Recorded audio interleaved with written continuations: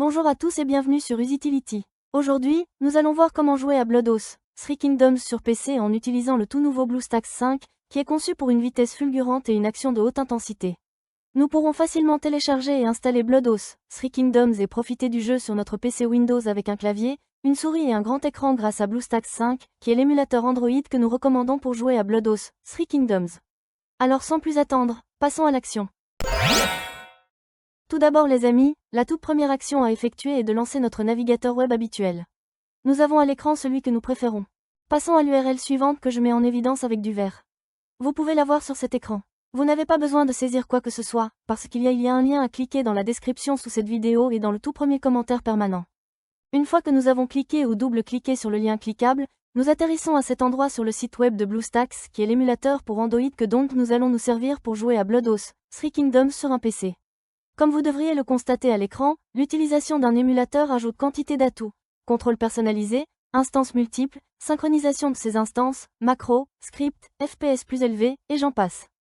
Il est grand temps de procéder au téléchargement de Blood-Oath 3 Kingdoms en cliquant ou double-cliquant sur le bouton Jouer sur BlueStacks que j'ai mis en évidence avec du vert.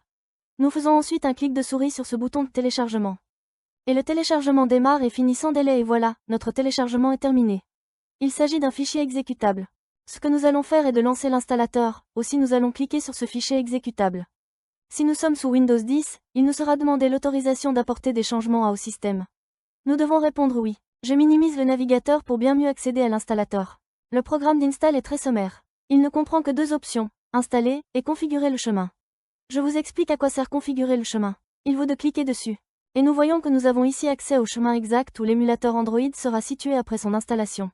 Si nous voulons modifier ce répertoire, il nous faut cliquer sur ce bouton « Sélectionner le chemin », ensuite nous optons pour un tout autre dossier et installons l'émulateur où nous voulons. Je conserve l'emplacement par défaut. Je clique sur « Retour » et je clique sur « Installer ». Voilà, c'est fait. Cette installation a commencé ensuite elle va entamer le téléchargement de ces mégaoctets que vous pouvez voir à l'écran. Quand vous le téléchargerez, il peut y avoir plus ou moins de MOS. La vitesse pour le téléchargement sera plus ou moins véloce, selon la qualité de Internet et de la vitesse des serveurs de notre émulateur. Maintenant, cela va très vite. Le téléchargement est terminé, et on passe maintenant à la phase d'installation. Avec BlueStacks 5, vous pouvez même réduire l'utilisation de la RAM en un seul clic. C'est particulièrement utile si vous rencontrez des problèmes de performance. En outre, vous pouvez activer le mode écho pour profiter d'une utilisation du CPU réduite de 87%, d'une utilisation du GPU réduite de 97% et d'un multitâche plus facile. Comme vous pouvez le constater, BlueStacks 5 est conçu pour offrir stabilité et performance lors de longues sessions de jeu. L'installation est déjà terminée pour moi. Maintenant, l'émulateur a démarré de lui-même. Comme vous pouvez le voir, dans le bas de cet écran, on peut voir la barre de progression qui va se comporter comme une jauge qui se remplit et quand elle sera arrivée à la fin, notre émulateur démarrera pour la toute première fois. En fait, l'émulateur s'est déjà lancé, le voilà pour la toute première fois. Avant d'aller plus loin, comme vous pouvez le remarquer, il a créé deux icônes ici sur le bureau de l'ordinateur. Le BlueStacks est là le BlueStacks multi-instance. Veuillez mémoriser que l'icône BlueStacks est la seule qui nous sera utile.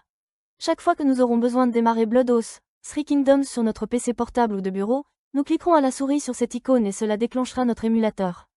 L'icône BlueStacks multi-instance vous permet de lancer plusieurs instances d'émulateur. Et avec le nouveau gestionnaire multi-instance amélioré de BlueStacks 5 en mode écho, les joueurs peuvent exécuter plus d'instances de jeu plus rapidement et avec moins de lag. Passons à l'étape suivante, qui se trouve être obligatoire, je vais parler de l'accès au Google Play Store anciennement Android Market.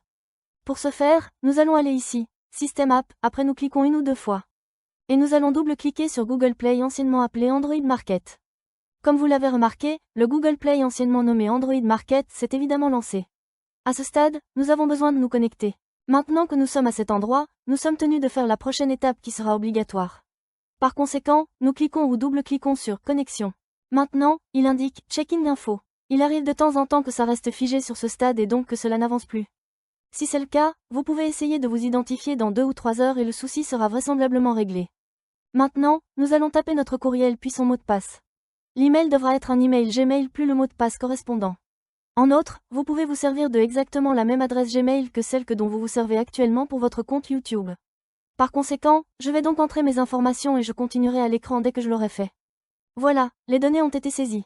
Désormais le géant Google nous reçoit dans son célèbre magasin d'app et nous invite à lire les conditions d'utilisation.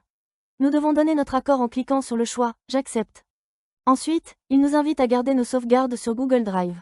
Vous pouvez, si vous trouvez cela pratique, laisser la case cochée aussi, cela créera une copie des données de cet appareil MULE sur le cloud de Google.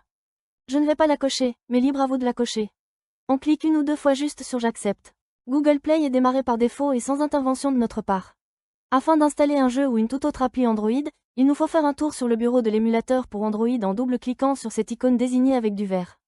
Désormais, puisque nous sommes sur le bureau de l'émulateur Android, nous réalisons que nous avons à notre disposition ce bouton Installer le jeu. Nous cliquons sur ce bouton visible à l'écran. Ici, nous avons notre jeu. Sans plus attendre, double-cliquons ici même sur le bouton Installer, que je mets maintenant avec du vert. Et l'installation est sur le point de se lancer. À ce stade, l'émulateur pour Android va récupérer l'application de jeu et lancer l'installation du jeu. Cela peut aller assez lentement ou être extrêmement rapide. Tout dépendra de la qualité de notre connexion Internet. Ça y est, notre install est déjà fini. Maintenant, retournons sur le bureau de cet émulateur pour Android en cliquant ou double-cliquant sur le bouton que je surligne avec du vert, histoire de initier Blood Oath 3 Kingdoms pour la première fois. Nous voici déjà sur le bureau de notre émulateur Android, et nous nous apprêtons à cliquer ou double-cliquer sur la nouvelle icône Blood Oath 3 Kingdoms qui a été générée. Le jeu est lancé pour la toute première fois. C'est top, je peux double-cliquer à n'importe quel endroit sur l'écran mais également aussi me servir du clavier. Je vais commenter le volume de l'émulateur Android. C'est juste ici. Nous voyons l'icône d'amplification du volume et l'icône de diminution du volume. De cette manière, nous ne dépendons pas du volume de notre ordinateur sous Windows pour augmenter ou baisser le son de cet émulateur pour Android. Et pour profiter au maximum de l'expérience de jeu, nous avons la possibilité de basculer le jeu sur ce grand écran. Pour y arriver, nous avons deux options. Voici la première occasion où nous double-cliquons sur cette icône que je vous mets en évidence en vert. Et maximisons notre écran, en gardant une bordure tout en haut, une à droite et une tout en bas. Si l'on veut basculer le jeu ou une toute autre appli Android mode plein écran, on doit cliquer sur cette icône. Et nous serions déjà en train de lancer ce jeu en plein écran. Afin de revenir en écran normal, pressez simplement sur la touche F11. Et nous serions revenus en mode écran habituel. Maintenant je vais vous montrer le mapping du clavier qui se trouve être très captivant. De la sorte, nous saurons comment nous lancer ce jeu plus commodément. La première action à faire consiste à cliquer un ou deux fois sur l'icône de clavier. Et là, vous pourrez opérer les réglages indispensables. En ce qui me concerne, je vais laisser la configuration de base, néanmoins si vous souhaitez la modifier, vous pourrez le faire sans aucune difficulté. Comme vous l'avez sans aucun doute remarqué, l'émulateur Android est complètement localisé dans notre langue. Cependant, il arrive de temps à autre que notre émulateur soit booté dans une autre langue, par exemple en coréen. Et pour le mettre dans notre langue, nous revenons à cet endroit sur cette icône en forme de roue dentée. Et ici, dans Autres paramètres, nous cliquons sur le menu déroulant, Langue. Nous allons pouvoir sélectionner la langue que nous parlons, français, anglais, mandarin, etc. Une fois la langue choisie, c'est le moment de sauvegarder, notre émulateur reboot ainsi le jeu, la toute prochaine fois que nous le démarrerons, sera de la même façon dans la langue de notre choix. Maintenant, il y a un autre point que nous devons prendre en compte, et c'est que nous recevrons un email nous informant qu'un nouvel appareil a été connecté à notre compte Google. Cet email sert à vérifier si nous avons établi la connexion de l'appareil. Bien entendu, c'est bien le cas, pas la peine de stresser, car oui l'émulateur émule un appareil Android.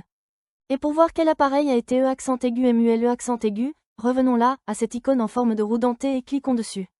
Et nous nous rendons ici à l'option « Modèle ». Nous venons de découvrir que cet émulateur pour Android simule un téléphone mobile Samsung. Nous allons donc recevoir un mail précisant qu'un nouvel appareil de la marque coréenne Samsung s'est connecté à notre compte Google. C'est tout pour ce tutoriel chers amis. Je souhaite de tout cœur qu'il vous ait plu, et plus encore qu'il vous sera utile. Si c'est le cas, donnez-lui un bon like, abonnez-vous. Et si vous désirez déposer un commentaire, des questions à me poser ou des suggestions à faire, laissez-les dans la boîte de commentaires ci-dessous. Cliquez avec la souris sur l'une des vidéos qui s'affichent sur l'écran et rendez-vous dans les prochaines vidéos. À bientôt.